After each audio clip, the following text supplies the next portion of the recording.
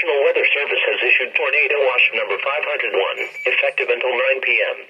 This watch includes the following counties: in Michigan, Lenawee and Monroe, and Michigan waters of Lake Erie from Detroit River to North Cape, Michigan.